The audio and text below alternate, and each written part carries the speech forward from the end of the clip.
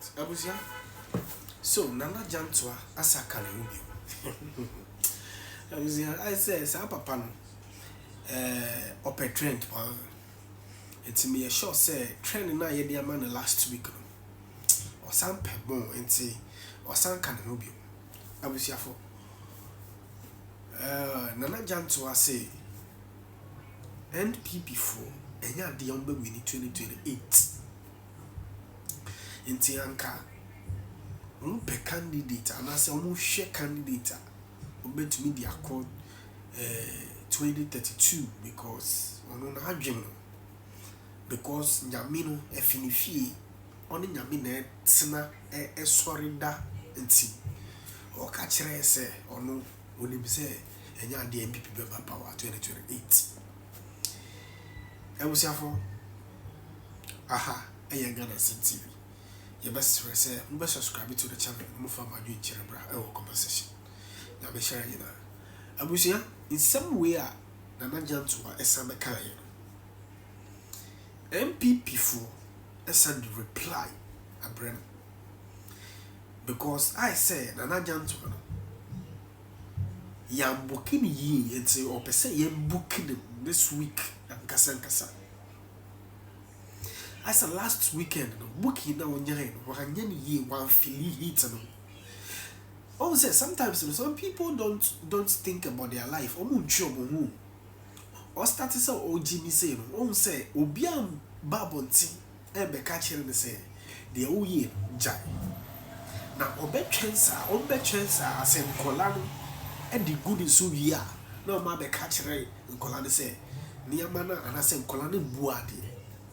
But all starting Jimmy, all started say, oh Jimmy, no, oh say penny, ye who penny be or be babble and tell the catcher and say, oh Jimmy and oh Jimmy. All started say, oh ye sunny grass and oh say ye who be a or babble I be catcher and say, Nana Jantuah 2024, why ye the same thing now? Who be count to remove Dr. Mahmoud Bamiaso and then another who say. The AY3ka Akuraa any Dr. Mahmoud Bawumia who they are the owners of Hatel. Up to now, I can say, well, Babonti, I be pa, Sankofuna, who can't throw away a wobusu. One me patch. But still, what's a Nyasa control because Kevin Taylor, Jimmy for no ocean, the year kitchen. A friend, and as I dreadful would tell. What's a car will be now say MPP force sim so a ma obia beka say nkolano omu buade na de o ye no ebema ye de nim behefo aye betia ne so ni mama enka mamu no to because say a janba ye sure say obetu me gina abusiafo baiko na nkoti isema Nana Jantuah edi tuja na ye ba ye beto aso 2028 enya the MPP baby ni maka no hadada you can record me medical card MPP wini what MPP need now is obetimia build it towards 2032. Into 2028, you need a candidate. Obetimia pushy at this city now. NDC for Shimo left and right, you know. Just a more 87. More 87. If you all of us are within 4 years, you know, no matter day, Mama will take you over. Do you think it's possible? It is not possible. 188. 187. Again. Response every the camp of the MPP eba emano na yembra he wo sa kwa we twipi mi ha wo papa wugya wo ntemana adena wogimi sa adenti na wogimi sa ese ye friend say Jantuah a odwane to ahwan Jantuah wo senka wo manes na wo ye professional journalist na wo nim adwuma wo ya enka wo ba ebeka say the hub app ECG4 gigi sika na baumia dia na eno nti gigi sika na baumia butum na ekono a ebehu se the hub no enye baumia dia na ye emum eye ankurankuru bi dia wo Ghana ha no se o ye journalist a o ye papa nka wo so ba no be papa ne chew wa meka o sa ti radio wo so onye leader na dia ankura na papa no dia ye o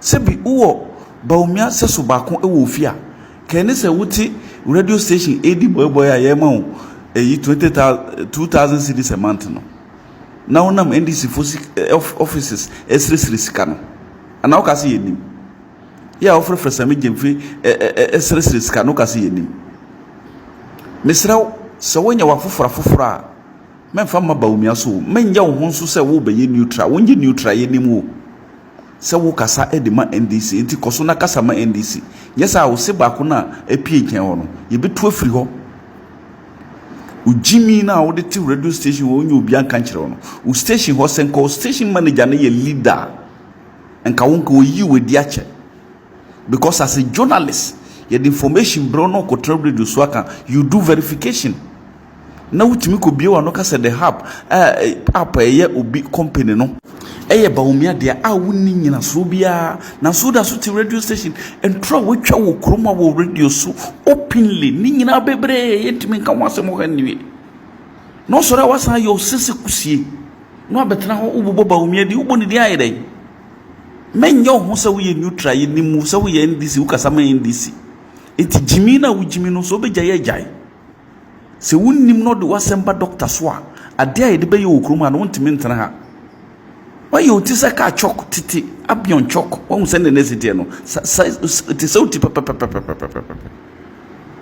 ha why you wenim sa kokoro sa branti unhu adwenbonitri adwena gi wenim afa adwenboninti wadwenboniti unya ma kokora so wabo kokora mo no sori a wani e na odi kusi bomia so we enye first warning abronye onye ba omia ba e no akokontrol no oyo penyimu ti se wo ti radio so no papa wo control se wanya ntete pa memfa wasem ma doctor so me pa chow wo be koso aye radio djuma aye lala sulu lala e de edidi a ye de didi wo di wasem ba doctor so krum ha be fono wa pantan send your we adwe share video no ma abisi wachi hu na afi na wate ada na mama nka se bi let's be fair on this issue mitwa so na mako obi tina chire se because ze wate se abronye e support Dr. Mahmood Bawumia, so it is Dr. Mahmood Bawumia who must call abronye to order. I don't get it. Dr. Mahmood Bawumia ne bane abronye no mamunya sa ani asa ne ya kan dia ani ya beka kan se mo oberu yeti kromans entrofo bi ti abrochire etumi di dia di sab imprediasa e kan sam po sab imprediasa etia yewura enti do mama ana bo obi ba wo so be mpa no muti kroma ke kan sam rough enti kan de yapo de bo obi ba anya nkwala asem panifo ma ware sab bi wo mo no mo cheso mo sua di asem ne ye kan yo enti mimiti we Other traffic you can't send for I'll bear my own consequences. I'll bear my own consequences. I want your name Mukraba Bontia because one way he's Yabuno East, right? Bono region. He's the board chairman of the NPP. I don't know then who no source about Dr. Member. No, I cannot sama. First Abronya who is he? First Abronya as an individual. Na man for the you compare no man for the to the Dr. Member on Wabronya. Please give the man a break. Do your campaign. Stop attacking Dr. Member whatever he's doing. But man for being sama or no can some fool yes I'm china so or be Jimmy Manu for Jimmy. What be Jimmy Monkina so the Amubaya the Monyano? Now being Franco to the director who is not about me to call Bronya to order. I'm being paying for him. Mooney chairman, Mooney Council of Elders. Moon to be calling to order. I don't need more be this a Dr. Memubami non calling to order. This nonsense should stop. It's not nice. Afe me say gina hobi you. Afutu we e call ama MPP for Yehu se nipa no bebre 1pp mu omunyanka Kwame Bafo Abronye Akuraa no undi party nim ananka wawu no emfa ho ene niema oye ne atemdidi a mpanimfo amowo party ne mu hu se egu mu animase na egu party ne animase no de esese mo dwene hunhu ne se Kwame Bafo Abronye ewo ne negative side and wo the positive side na se muhunu ne ye na mo dan te se body a ye toton na se mutumi dan ne yi a obeye great assets e de ama MPP for na mum ne amo ye no de emu amo muhu se mo wa de kese pa D0n't na me ka se mo wa de kese Abronye se wuyi na tem didi efiri mu a oyo obi a owo akokoduro in politics yehia sa nkrofo no bi oyo obi a owo facts se asemo a obehwiehwia obakwa akoyi asem na ba no meka se bra MPP wo government mu yetimu di asem bi ba ebeto MPP fo so omunya obi a mane mfa facts no communicators no be ko round wa kan yo mo be ka Abronye pie da koro pe na watwe documents na odi aba na wodi defend asem a o ka no afi obohu na communicators no bibiri aba bisom oyo obi a osan ye research or information sekwan ofa so wonya information de menim ho hwe mintumi nka enti se nipa no se MPP for mpanimfo pani yi a mondefe no na mompe afutufo Abronye ne beka se councillors nipa bia ni wiase a watra afutuo na me madwene nya meda se Abronye atra afutuo ewom se woka na no se o me MPP obi antumi fo ne ma ya ne me ya na meye. It is never true. Asemo a woka no enye nokore no on tra futuo ne hia no se mo benya nipa omunim counseling na omadwene mu ado na omachire ne niema bi ani so amana hu se ade wei woye se ya esusunsansuoni woye se ya esusunsansuoni ne yede bebani animguase ewomuni ene animunyamo a ewomuni hwemu na yi baako se ne Bible kan se me de wuo ne nkwa asi wanim se na wiase binim yiwuo eja nkwa obi so ho a obeyi nkwa aha enti Abronye nyu obi a se MPP for mpanimfo eso ne mu yie na yetumi akrokro no na yenya kasapa kire no na yaboa no ama na yi the negative side kakra bi a iti sekitibini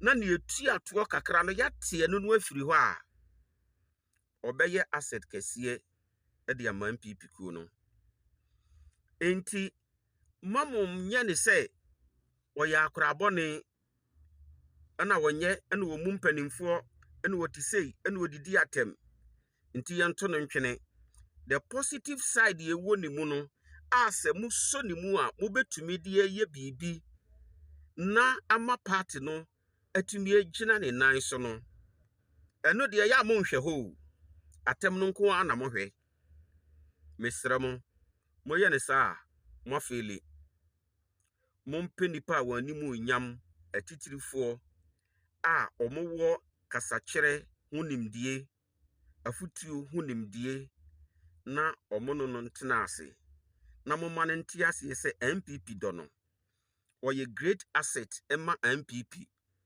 Abronye so original platform so se wo kasa nipa etie no ɔkɔ campaign wɔ baabi na amanfoɔ hu sɛ ɔba bi a nipa a ɔno nti ɔmokɔ no mo werɛ afiri saa nneɛma no nyinaa anaa a mo ankasa motwa mo ho na mo hypo atemdidie no sene nsɛm a ɔka no ɛba saa ɛmmoa mo enti momma mo ani nna hɔ na monyɛ kwan bi a mobɛfa so a mobɛtumi aboa no na watumi ayi nneɛma bi afiri mu na watumi agyina na waboa mo no monyɛ ne saa na menim sɛ dabi mode me boɔ bɛma me meda mo ase